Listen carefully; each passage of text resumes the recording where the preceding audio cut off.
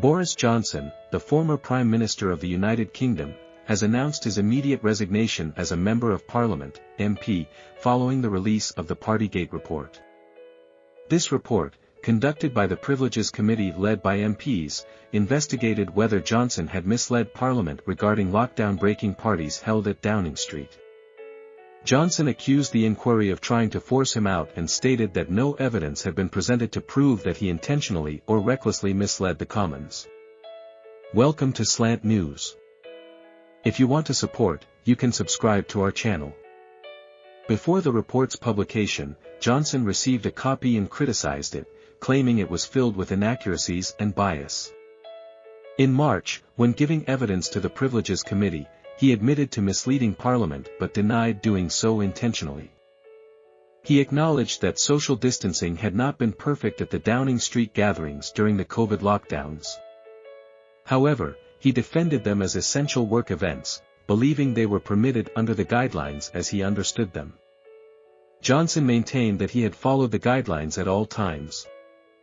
In his announcement of stepping down, Johnson released a lengthy statement asserting his innocence and stating that he believed the committee members knew it as well. He claimed that his statements in the Commons were made sincerely based on his beliefs and the briefings he had received, similar to any other minister. He emphasized that he corrected the record as soon as possible and that the current Prime Minister, Rishi Sunak, also believed they were acting lawfully.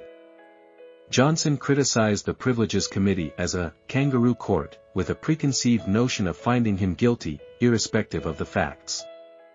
Johnson expressed sadness at leaving Parliament, albeit temporarily, but expressed dismay at being forced out in an anti-democratic manner by a committee chaired and managed by Harriet Harman, a Labour MP, whom he accused of displaying biased behaviour. He believed that his removal was a strategic move by those who opposed him, aiming to seek revenge for Brexit and ultimately overturn the 2016 referendum result. His resignation will trigger a by-election in his Uxbridge and South Ruislip constituency. Johnson had served as Prime Minister from July 2019 until September 2022 and had been an MP since 2001. Political commentators noted the explosive nature of Johnson's resignation, as he directly criticized Prime Minister Rishi Sunak. BBC political editor Chris Mason observed that Johnson was rallying Brexit supporters, suggesting that his departure was driven by an agenda to reverse the EU referendum result. Angela Rayner, the Labour Party's deputy leader, condemned the ongoing Tory soap opera, claiming it was at the expense of the British public. Daisy Cooper, the deputy leader of the Liberal Democrats, expressed a sentiment of good riddance, while Mhairi Black, the SNP deputy Westminster leader, stated that Johnson had jumped before being pushed and that Scotland would not miss him.